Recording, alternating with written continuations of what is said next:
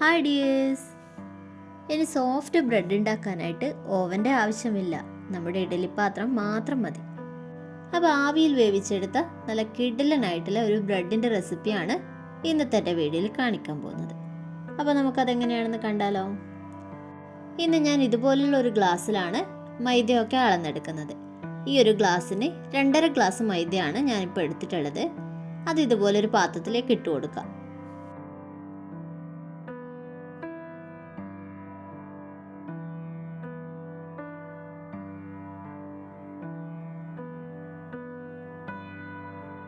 ഇനി ഇതിലേക്ക് നമുക്ക് പഞ്ചസാര ചേർത്ത് കൊടുക്കാം. 4 ടീസ്പൂൺ പഞ്ചസാരയാണ് ഇപ്പോൾ ചേർത്ത് കൊടുക്കുന്നത്. ഇതൊരുപാട് മധുരമൊന്നുമല്ല, അപ്പം നിങ്ങൾക്ക് കുറച്ചധികം മധുരം വേണമെന്നുണ്ടെങ്കിൽ 5-6 ടീസ്പൂൺ ചേർത്ത് കൊടുക്കാം. ഇനി ഇതിലേക്ക് 1 ടീസ്പൂൺ ഈസ്റ്റ് ചേർത്ത് കൊടുക്കാം.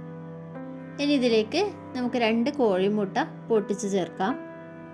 എല്ലാം ചേർത്ത് കഴിഞ്ഞാൽ നമുക്കിനി ചെറിയ ചൂടുവെള്ളം ഉപയോഗിച്ചിട്ട് ഇതൊന്ന് കുഴച്ചെടുക്കണം.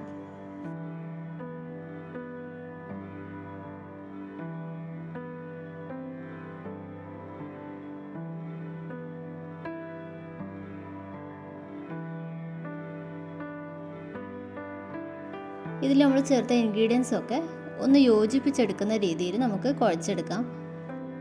ഒരുപാട് സമയമൊന്നും കുഴച്ചെടുക്കാൻ കഴിയില്ല, കാരണം കയ്യിൽ നല്ല രീതിയിൽ ഒട്ടിപ്പിടിക്കുന്ന ഒരു പരുവത്തിലാണ് ഈ ഒരു മാവ് ഉണ്ടാവുക.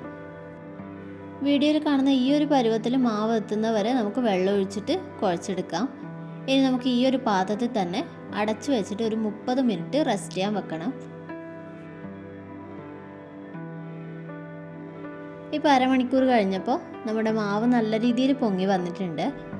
ഇനി നമുക്ക് അധികം ശക്തി കൊടുക്കാതെ അതൊന്ന് കുഴച്ചെടുക്കാം. നമ്മുടെ കയ്യിൽ എണ്ണയാക്കി കൊടുത്ത ശേഷം ഇതുപോലെ ചെയ്യുകയാണെങ്കിൽ കയ്യിൽ അധികം ഒട്ടിപ്പിടിക്കില്ല.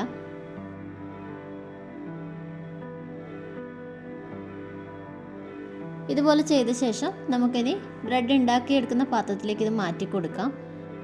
ഈ ഒരു പാത്രത്തിൻ്റെ എല്ലാ ഭാഗത്തും എണ്ണയാക്കി കൊടുത്തതായിരിക്കണം. നിങ്ങളുടെ കയ്യിൽ ടൂട്ടി ഫ്രൂട്ടി ഒക്കെ ഉണ്ടെങ്കിൽ ഈ യോജിപ്പിച്ചെടുക്കുന്ന സമയത്ത് അതിലേക്ക് ചേർത്ത് കൊടുക്കാം.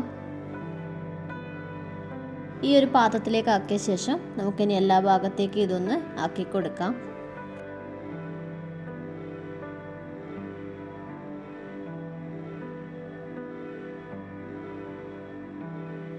ഇനി ഇതിൻ്റെ മുകളിലായിട്ട് കുറച്ച് അണ്ടിപ്പരിപ്പാണ് വെച്ച് കൊടുക്കുന്നത്.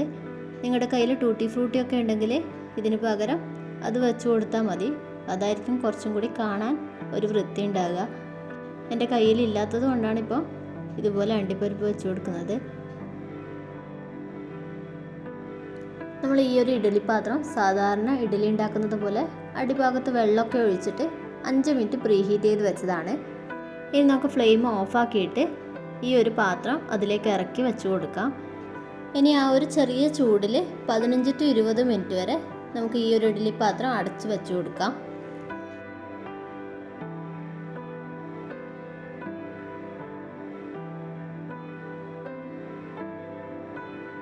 ഇപ്പോൾ ഏകദേശം 15 മിനിറ്റ് ആയിട്ടുണ്ട്. നമ്മുടെ മാവ് നന്നായിട്ട് വീണ്ടും പൊങ്ങി വന്നിട്ടുണ്ട്. ഇനി നമുക്ക് അടച്ചു വെച്ചിട്ട് ഫ്ലെയിം ഓണാക്കി കൊടുക്കാം. ഏകദേശം 35 മിനിറ്റ് വരെ എടുക്കും ഈ ഒരു ബ്രെഡ് കുക്കായിട്ട് കിട്ടാൻ വേണ്ടിയിട്ട്.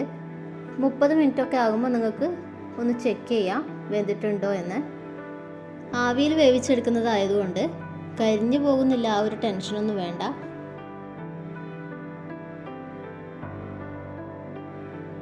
ഇപ്പോൾ ഏകദേശം 30 മിനിറ്റ് കഴിഞ്ഞിട്ടുണ്ട്. നമുക്കിതൊന്ന് ചെക്ക് ചെയ്ത് നോക്കാം വെന്തിട്ടുണ്ടോ എന്ന്.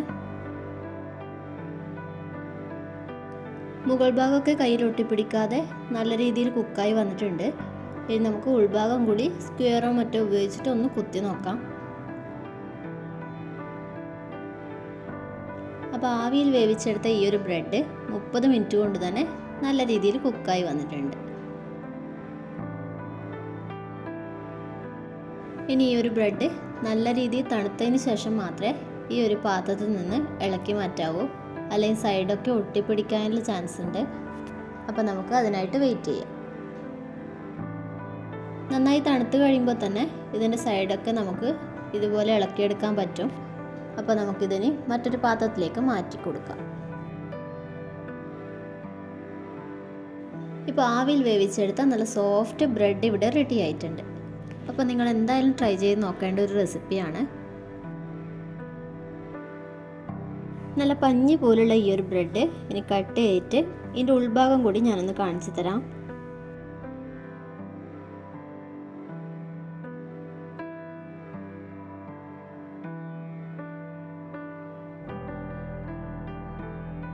കണ്ടില്ലേ, നമ്മൾ ആവിയിൽ വേവിച്ചെടുത്ത ഈ ഒരു ബ്രെഡ് നമ്മൾ കടയിൽ നിന്ന് വാങ്ങുന്ന ബ്രെഡിൻ്റെ ആ ഒരു ടെക്സ്ചറിൽ തന്നെ കിട്ടിയിട്ടുണ്ട്.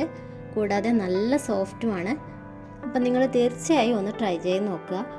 ഇനി ബ്രെഡൊന്നും കടയിൽ നിന്ന് വാങ്ങാതെ കുട്ടികൾക്കൊക്കെ വീട്ടിൽ തന്നെ ഇതുപോലെ ബ്രെഡ് ഉണ്ടാക്കി കൊടുക്കാം. അപ്പോൾ എൻ്റെ ഇന്നത്തെ വീഡിയോ നിങ്ങൾക്ക് ഇഷ്ടപ്പെട്ടെങ്കിൽ ഒന്ന് ലൈക്ക് ചെയ്യുക. കൂടാതെ അഭിപ്രായങ്ങളൊക്കെ കമൻ്റായിട്ടും കൂടി അറിയിക്കുക. എൻ്റെ ചാനൽ ആദ്യമായിട്ട് കാണുന്നവരാണെങ്കിൽ ഒന്ന് സബ്സ്ക്രൈബ് ചെയ്ത് കൂടിയിലെ ബെൽ ബട്ടൺ കൂടി ഒന്ന് പ്രസ് ചെയ്താൽ ഞാൻ പുതിയ വീഡിയോസൊക്കെ ഇടുമ്പോൾ നിങ്ങൾക്ക് നോട്ടിഫിക്കേഷൻ ലഭിക്കും. അപ്പം നമുക്ക് ഇതുപോലുള്ള പുതിയ വീഡിയോസൊക്കെ ആയിട്ട് വീണ്ടും കാണാം. Bye all.